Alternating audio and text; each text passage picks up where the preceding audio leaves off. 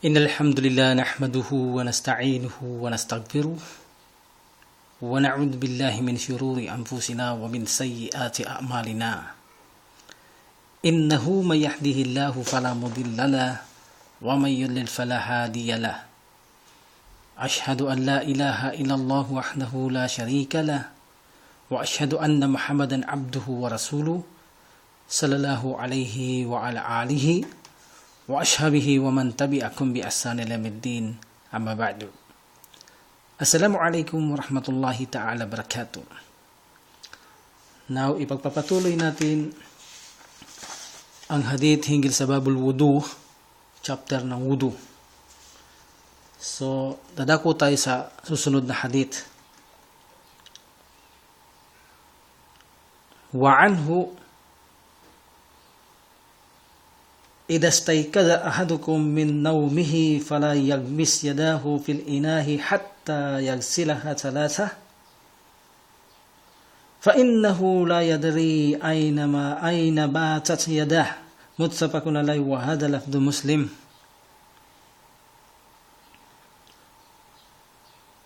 So dito ang tinutukoy na anhu ay si Abu Hurairah, padalaan ang nag-narrate nito, na sinabi ng Propeta Muhammad sallallahu alaihi wasallam, narinig niya na sinabi ng Propeta Muhammad sallallahu alaihi wasallam, kapag ang isa sa inyo ay nagising mula sa kanyang pagkatulog, hindi niya nararapat na ilublob ang kanyang mga kamay sa mga sisidlan hanggat siya ay hindi nakapaghuhugas ng kamay ng 3 beses. Ibig sabihin na hindi mo ilulublob ang iyong kamay sa sidlan kapag ikaw ay magwuwudu. Maliban na lamang, maliban kung ang mga kamay ay hugasan muna ng 3 beses. Sapagkat hindi niya alam kung saan dumadako o pupunta ang kanyang kamay habang siya ay natutulog. No? Ito ay mula kay Bukhari at Muslim. At ito ay mula sa salita ni Muslim rahimullah. So sa hadith na ito,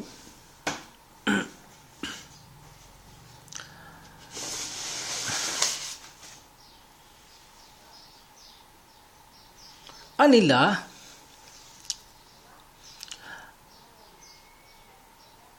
ang paghuhugas ng kamay sa pagwuwudu after na tayo ay matulog. Sabi nila, kapag ito ay umaga, ibig sabihin maliwanag, ito man ay hapon, ikaw ay natulog, pagkagising mo, ang paghuhugas ng kamay anila ay rekomendasyon lamang. Rekomendasyon lamang. Maliban lamang sa pagtulog sa gabi. Ang paggising natin dito, halimbawa magtahajjud tayo o kaya tayo magfajr, so sabi nila dito ay obligado muna na hugasan ang mga kamay bago natin ito ilubog sa ating mga pagwuwuduhan. Tulad halimbawa, magwuwudu ka, magsasala ka pagkagising mo ng gabi. No, tahajjud man ito o kaya naman ay salang fajr. So dito ay mayroong kang tubig halimbawa sa isang tabo. So dito hindi mo nararapat munang ilublob dito ang iyong mga kamay, kundi hugasan mo muna ang iyong mga kamay bago mo ilublob sa tabong ito na iyong gagamiting pangwudu. So sabi nila, ito ay obligado. Obligatory ito. Nila. Nga lamang, ito ay sa gabi lamang na pagtulog at hindi kabilang ang umaga o kaya hapon na pagtulog at paggigising natin. Dito ang paghugas ng mga palad hanggang pulso ay rekomendasyon lamang maliban sa pagtulog sa gabi. At kapag tayo ay nagising at magsagawa ng wudu, obligado sa atin na huwag nating ilubog ito sa ating tubig na gagamiting pangwudu, maliban kung hugasan muna ito ng maka-3 beses, una ang kanan, pagkatapos kaliwa. So, dito ay mayroong ikhtilaf ang ating mga ulama, mga scholars. Sa pagtulog sa gabi, then magising tayo, mayroong ikhtilaf. Una, sabi nila, ang pagtulog sa gabi at pagkagising mo ay magsagawa kang wudu, na binanggit dito sa hadith na ito ay hugasan mo muna ang iyong kamay bago mo ilublob ito sa tubig na iyong gagamiting pangwudu. Ito ay rekomenda lamang anila. Rekomenda kung saan ibig sabihin ay kapag ginawa mo ito anila, magkakaroon ka ng reward. Ngunit kung hindi mo ito gagawin, ay wala kang kasalanan. Ito ang sabi nila. Sapagkat anila ang kanilang mga ebidensya, isa sa kanilang ebidensya, sapagkat hindi sa malinaw sa hadith na ito kung bakit ipinagbawal ng Propeta Muhammad sallallahu alaihi wasallam na ang dahilan sa ating kasing pagtulog sa gabi ito ay mahaba-haba na pagtulog, hindi natin alam na kung saan maaaring pumunta ang ating mga kamay. No? Marahil ito ay makapunta sa maruming bagay kung saan kaya dito pagkagising natin bago tayo magwudu ay hugasan muna natin ito. Ito ay rekomendasyon ng Prophet Muhammad sallallahu alaihi wasallam. Ngunit ito ay hindi obligado anila. Sapagkat bakit? So makikita kasi natin dito ang pagbabawal dito ng Prophet sallallahu alaihi wasallam. Ito yung baka makahawak tayo ng najis abang tayo ay natutulog. So ibig sabihin, hindi naman natin alam nakahawak tayo ng najis anila kung tayo ay natutulog. Ngunit ito'y rekomenda na gawin natin sapagkat ito'y utos ng Prophet sallallahu alaihi wasallam at hindi ito obligado anila. So ang kanilang dalil anila, una ay hindi naman tayo pinaparusahan ng Allah subhanahu wa ta'ala sa mga bagay na nagagawa natin nang hindi natin ito nalalaman o kaya ito ay nakalimutan natin. Hindi tayo pinapatawan ng Allah subhanahu wa ta'ala ng kasalanan kung tayo ay nakalimot lalo't kung hindi natin ito nalalaman. Halimbawa anila, ikaw ay natutulog, then napatay mo ang isang tao habang ikaw ay natutulog o kaya naman napatay mo ang iyong sarili habang ikaw ay natutulog. So nagawa mo ito nang wala kang kaalaman sapagkat ikaw ay natutulog. So sa puntong ito anila, wala kang kasalanan sapagkat malinaw sa hadith anila na ang tatlong bagay na ito ay nakataas ang panulat. Ibig sabihin hindi itinatala ang ginagawa ng mga ito sapagkat ito exemption upang maitala ito, no? Exemption sila. Kung ano man gagawin nila ay hindi ito tatala, exemption kasi sila sa kanilang mga ginagawa sapagkat una, sila ay wala sa matinong pag-iisip, no? Maaaring sila ay may diferensya sa isip, no? Wala sila sa matinong pag-iisip. Pangalawa, wala sila sa tamang edad. Kasama yan sa hindi masyadong ganap ang kanilang pag-iisip. At pangatlo yaong sa pagsiya ang tao ay natutulog. So ang mga panulat sa mga ito ay nakataas. Anuman magawa nito anila ay wala itong mga kasalanan. At sa isang kautusan natin sa Sharia, kapag nakalimutan natin ang isang bagay ay hindi natin ito pananagutan. Halimbawa, salang zuhur, ngunit nawala sa iyong isipan na naalala mo na ito ay maghrib na, hindi ka rin nakapag-asar. So dito ay wala kang pananagutan sapagkat nito ay nakalimutan mo at ito ay exemption sa Islam maliban kung ito ay iyong sinadya. So dahil dito anila, ano ang pagkakaalam natin kung tayo ay natulog? Halimbawa, na hindi naman natin alam kung nakahawak tayo o hindi. Sa ganito anila, ay hindi natin ito alam. Sa ganito anila, paano itatala ito? Na bilang, paano nila itatala ito na kung magkaroon tayo ng najis sa kamay, ngayon wala ka nga tayong nalalaman anila. So ibig sabihin kung wala tayong nalalaman, tulad ng natutulog o wala sa sarili, ay hindi natin pananagutan ito. Ibig sabihin, kung makahawak man tayo ng najis saan man ito napunta sa atin, at nakapagwudu tayo, at hindi natin binanlawan at ililubog na natin ito sa ating pagwuwuduan, tayo ay exemption anila. Bakit? Sapagkat hindi natin alam ang pangyayaring ito kung mayroon najis o wala anila. So sa ganitong sitwasyon, hindi tayo papatawan ng Allah subhanahu wa ta'ala ng kasalanan sapagkat hindi natin alam, so tayo ay exemption sa bagay na ito. Kaya naman, ito ay rekomenda lamang sapagkat hindi natin pananagutan ang mga bagay na hindi natin nalalaman. So dahil dito ay mainam itong gawin na hugasan muna ang mga kamay hanggang pulso bago tayo magsagawa ng wudu sa ating tubig na gagamitin talaga sa pangwudu. So wag muna nating ilublob ang mga kamay doon hanggang pulso kundi linisin natin sa ibang tubig at saka natin gawin ang pagwuwudu doon sa tubig na yun kung saan nakalagay halimbawa sa tabo. Ito ay rekomenda at hindi ito obligado anila. See? Sa pangalawang opinion naman,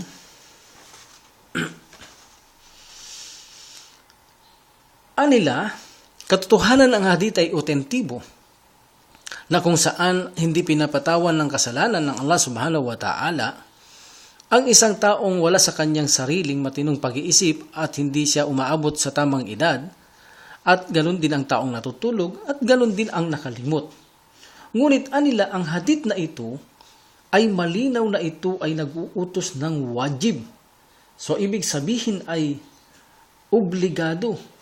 No? Obligado para sa atin na ito ay ating gawin sapagkat ito ay naaayon sa hadith.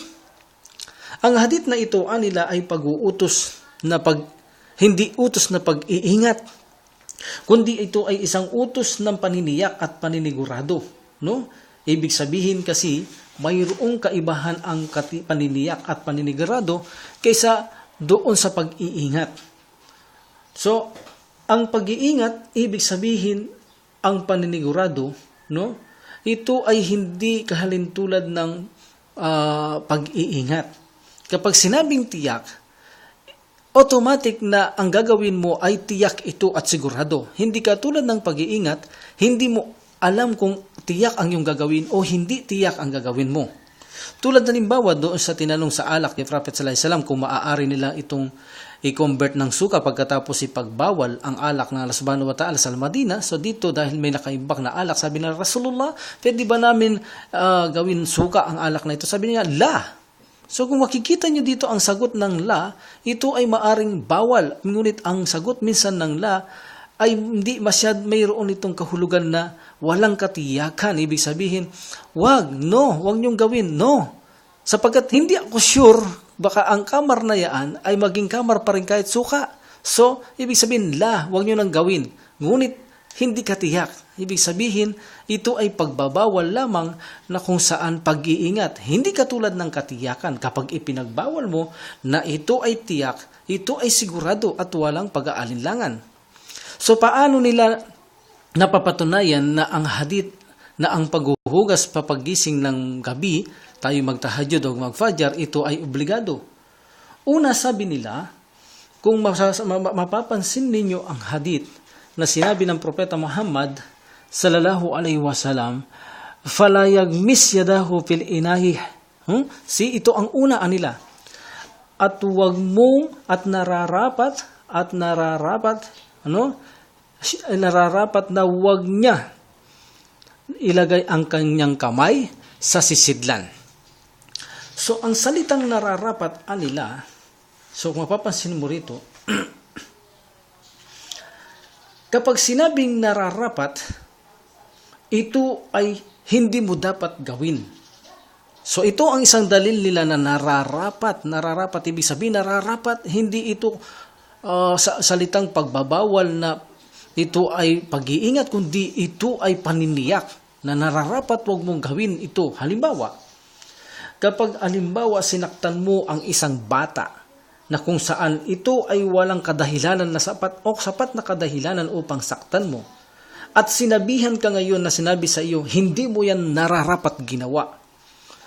Hindi mo nararapat itong ginawa. Ibig sabihin ay, nagbibigay ba ito ng choice ang salitang hindi mo nararapat itong ginawa? Ibig bang sabihin ay nagbibigay siya ng pagpipilian mo na kung gawin mo ay maari o hindi mo gawin ay okay din?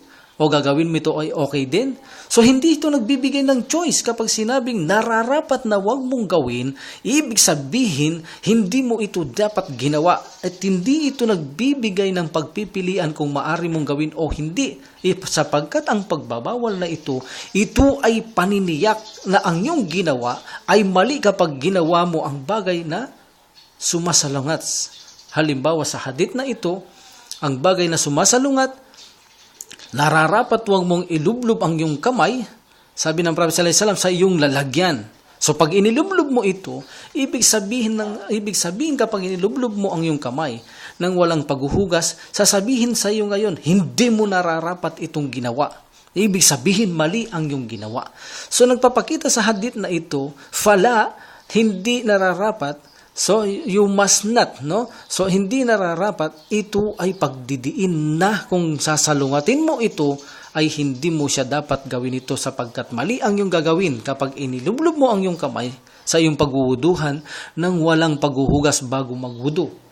At dito ay nagbigay pa sila ang hadith na ito ay nagbigay pa ng kondisyon na sinuportahan niya ang sinasabing fala yagmis, no? Yadahu fil inahi hatta, maliban o hatta until yagsilahat salata. Until you wash your hands 3 times. Ibig sabihin, ang kondisyon dito na hindi mo nararapat gawin, nagabay ilagay mo ang iyong kamay sa iyong paghuhuduhan, maliban kung hugasan mo muna ito sa ibang tubig bago mo ilublob ang iyong kamay, doon sa paghuhuduhan mong yaon.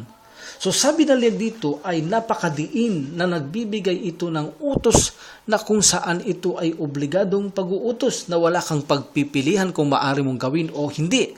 Kundi ito ay nagbibigay diin na dapat mong hindi gagawin ang bagay na sinabi ng Prophet Muhammad sallallahu alaihi wasallam na kung saan ay ilulublob mo na lamang ang iyong kamay sa tubig kung saan ay hindi mo ito binanlawan.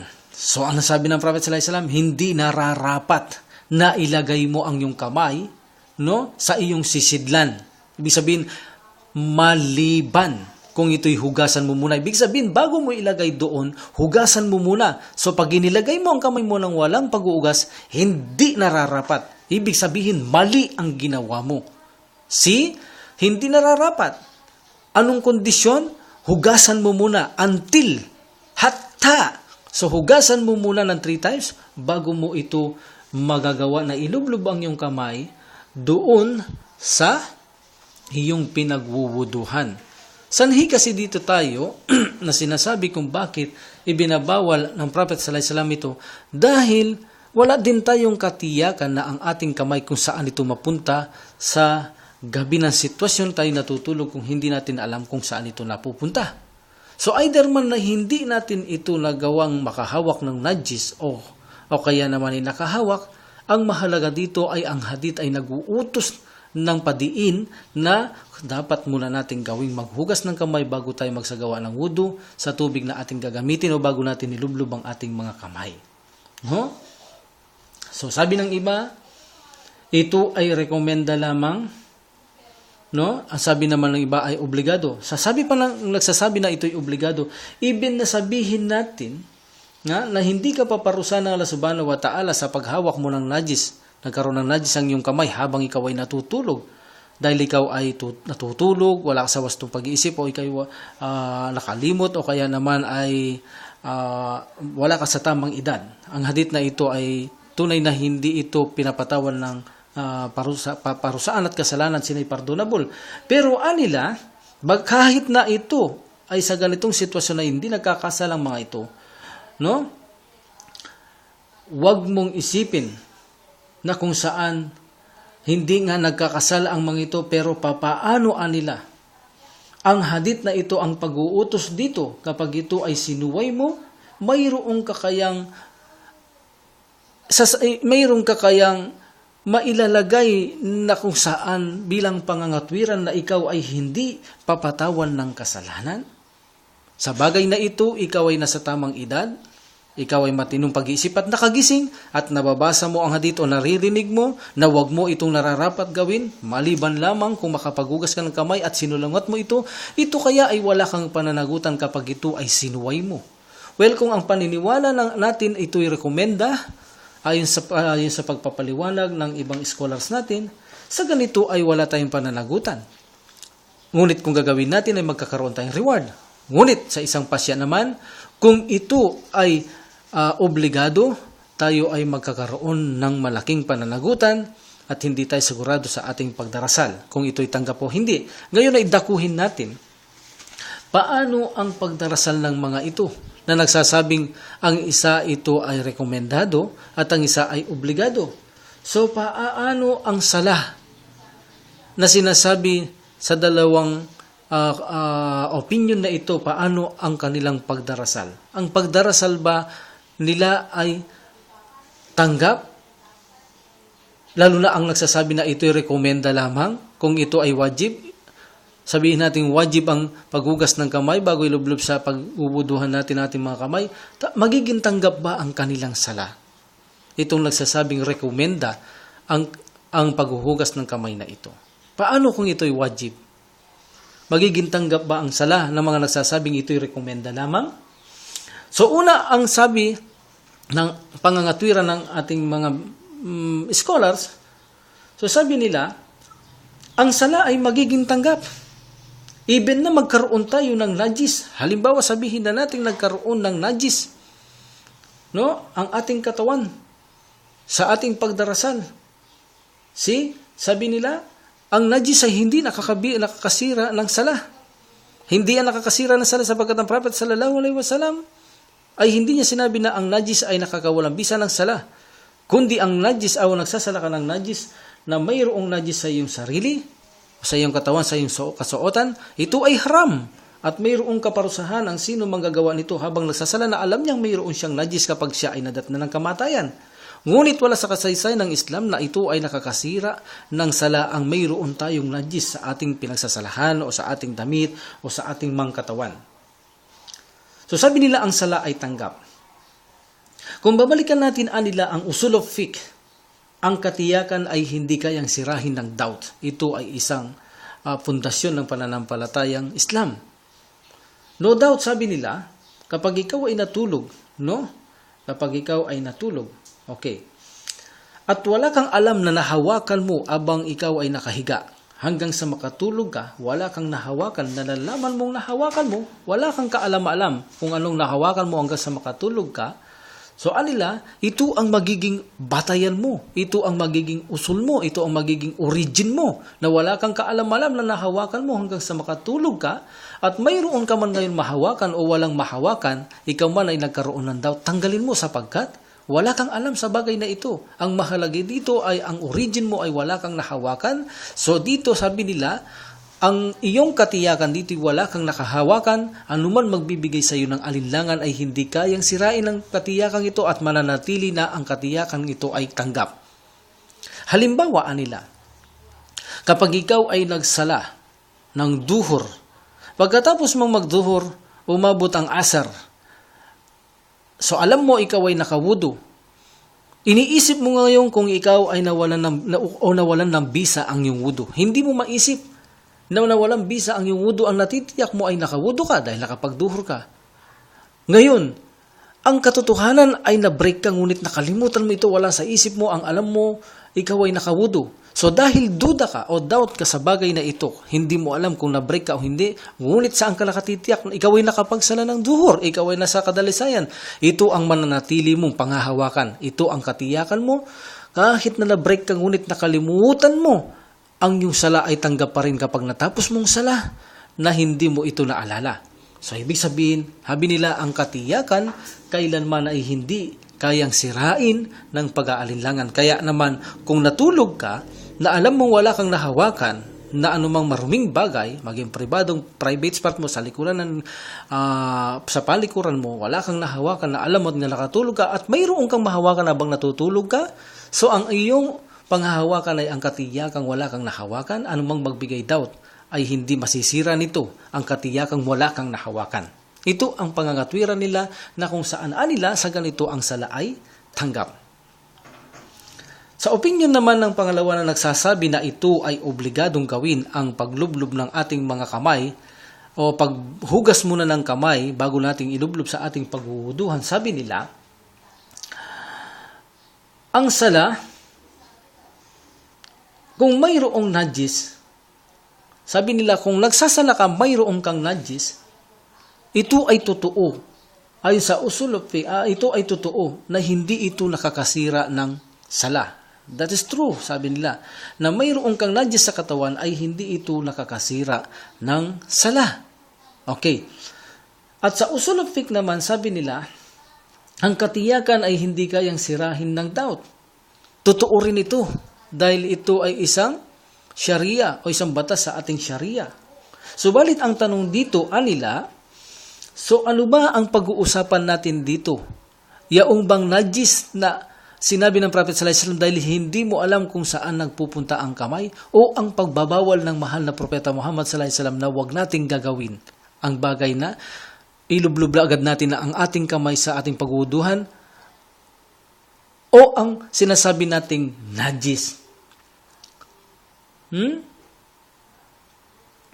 So dito, kapag natulog tayo at nagising, no? At pagkatapos ay hugasan muna natin ang ating kamay, ito'y pag-uutos ng Prophet sallallahu alaihi wasallam. Now, hindi basihan dito kung nakahawak ka ng najis o hindi. Ang basihan dito ay yaong pag-uutos ng Prophet sallallahu alaihi wasallam na obligado mo muna itong gawin bago ka maglagay ng iyong kamay sa iyong pagwuduhan. Mas ito ang higit na binibigyan natin ng punto sa pag-uusapan, hindi yaong najis. Dahil sa najis, maaari tayong hindi magkaroon ng kasalanan. Kung nahawakan natin hindi, tama yung kanina sinasabi natin, yung usul of fiqh, hindi kayang sirain ng katiyakan ng doubt. Ngunit, ang ipinag-uutos dito ng Prophet sallallahu alaihi wasallam ang siyang ating pag-uusapan. Na hindi natin ito nararapat gawin. Ibig sabihin, mali kung gagawin mo, hindi dapat. Maliban lamang kung huhugasan mo muna ang iyong kamay. So it's clear, napakalinaw ng hadith, no? Na itinag-uutos sa atin ng Prophet sallallahu alaihi wasallam na obligadong hugasan muna ang kamay bago ilublob natin ang ating mga kamay na ito sa ating gagamiting pang-wudu, no? So sa ganito anila ang pasya sa sala ng taong ito. Kung nanaisin ng Allah subhanahu wa ta'ala ang tubig, halimbawa nagkaroon ng najis, no? Dahil sa ikaw ay natulog, may nahawakan ka na hindi mo alam, nagkaroon ito ng najis. So inshallah kung gugustuhin ito ng Allah subhanahu wa ta'ala, ay hindi niya tatanggapin ang iyong sala.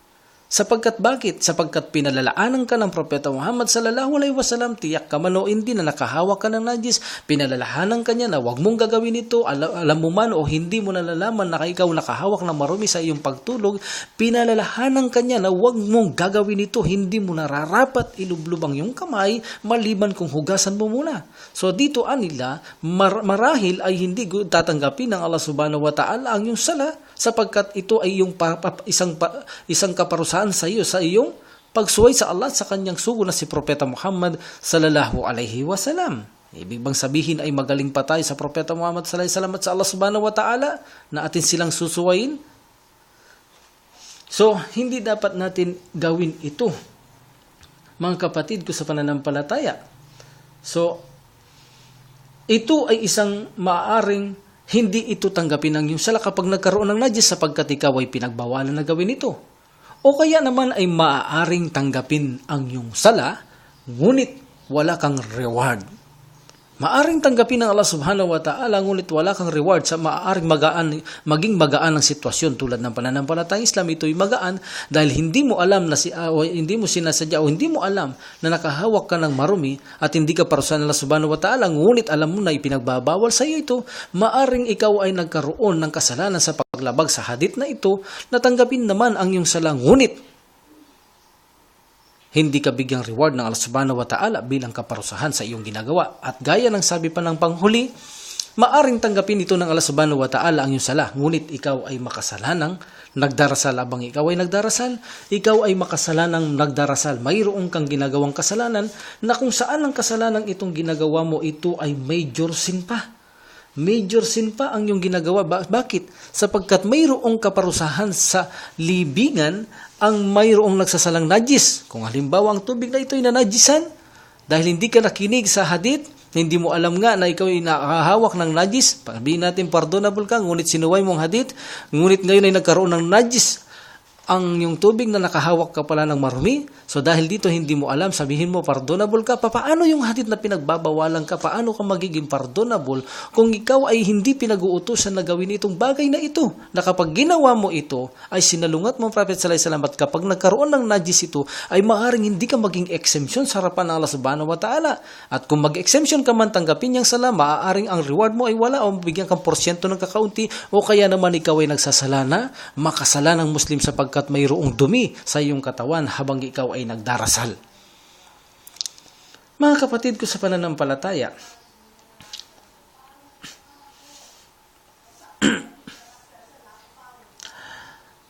Sa ating pananampalataya, kung saan tayo nakatitiyak, ay ugalihin natin na walang doubt na doon na lang tayo lumalagay.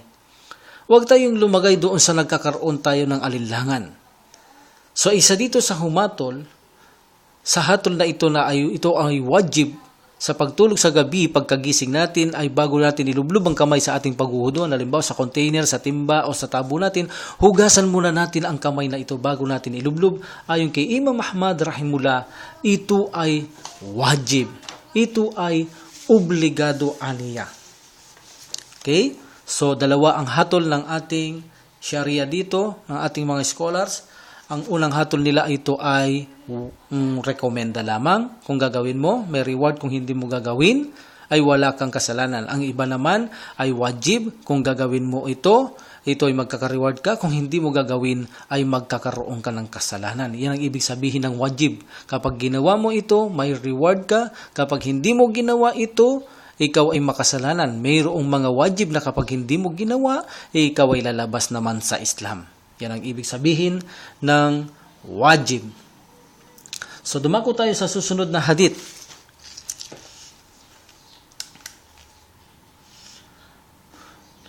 Wa an Lakit bin Sabra radhiyallahu ta'ala anhu qala Rasulullah sallallahu alaihi wasallam asbagil wudu wa khallil bainal asabi' wal bagi fil istinshaq illa an takunu sa'ima akhrajahul arba'a wa sahahu Ibnu Khuzaimah wa li bi Abi Dawud fi riwayah idza tawaddat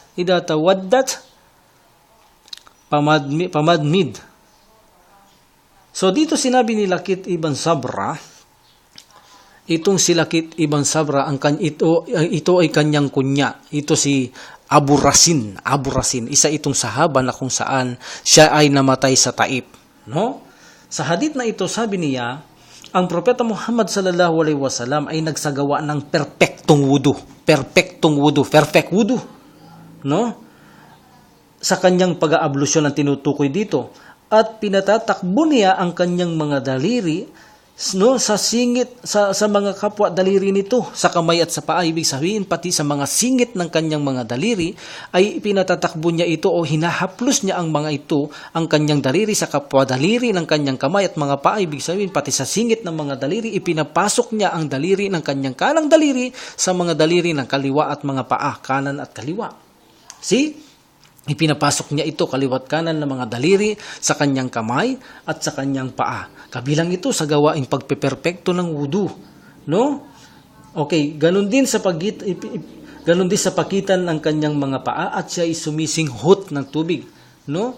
Sa loob ng kanyang ilong, no?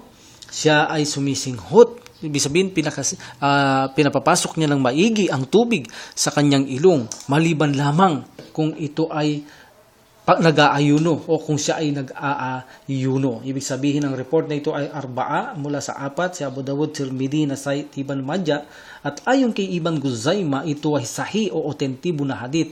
At ayon sa ibang narration ni Abu Dawud, at siya ay nagsagawa ng ablution at siya ay nagmumog ng kanyang bibig sa isang narration, no? Kasama yung sumingot siya ng tubig, pinapapasok niya ng gusto ang tubig sa kanyang ilong, then ibinubugan niya ito, no? Maliban kapag ikaw nag-aayuno, ay hindi mo na masyadong pakasingot ng tubig. Bakit kaya?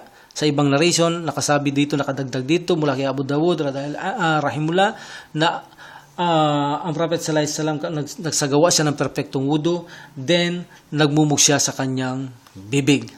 So ang hadith na ito mula kay Lakit, ibig sabihin ng Lakit dito ay kunya ito ni Abu Rasin, na isang sahaba na namatay ito sa Taif. So dito sa hadith na ito, ipinakita ng propeta Muhammad sallallahu alaihi wasallam, no, ang perfectong wudu. Kasi sa atin, sa pagsasala natin ay mayroong porsyento sa ating pagsasala. So lahat ng sakop na ng pagsasala ay nagbibigay ito ng porsyento sa atin tulad ng wudu. Kung hindi maayos, maaaring ang ating sala ay hindi maging perpekto ang ating sala. Maaaring ang porsyento nito ay 95%, 90% tulad ng hadith ng Prophet sallallahu alaihi wasallam, 10%, 9%, 8%, up to zero balance. So, nakabase sa porsyento ang ating pagdarasal. Kaya kailangan, bago tayo magdasal, ang wudu ang pinakamahalaga sapagkat kapag ang wudu ay naging mali at hindi naging katanggap-tanggap, automatically ang sala ay hindi tanggap. So, dapat kapag tayo ay nagwuwudu, ugalihin natin maging perfect ang ating wudu at gawin natin perfect ang ating sala na magkaroon tayo ng malakas na khusyu upang sa ganun ay patawarin lahat ng Allah subhanahu wa ta'ala ang ating mga pagkakasala. Yan ang isang benefit sa hadith na ito. Another benefit sa hadith na ito,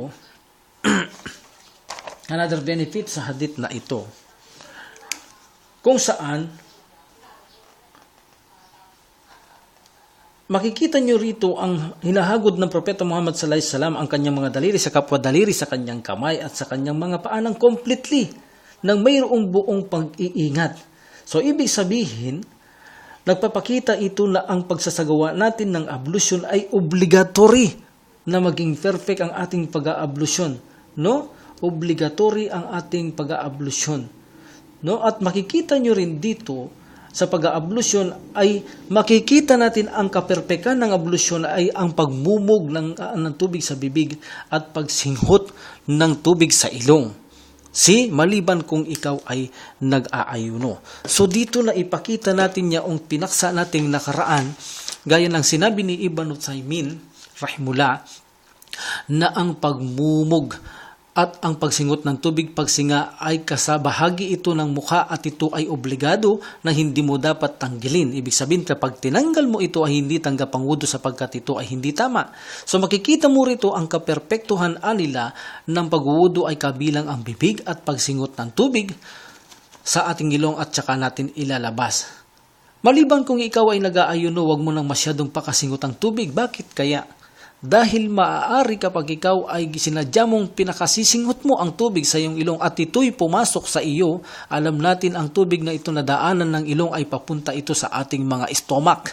So dahil dito kapag nakarating ito sa ating stomach, ang nasingot nating tubig na ito, ito ay masisira ang ating pag-aayuno. Ibig sabihin, exemption na rito. Kahit hindi malinis masyado ang ating ilong, ito ay exemption sa dahilang tayo nag-aayuno, baka masira ang ating fasting. Ngunit, ang pinakamahalaga sa puntong ito ay makikita natin bagamat tayo nag-aayuno, bagamat tayo pinag-iingat na suminghot ng tubig, ipinakita pa rin na saan dito ay obligado pa rin linisin natin ang ating mga ilong. No?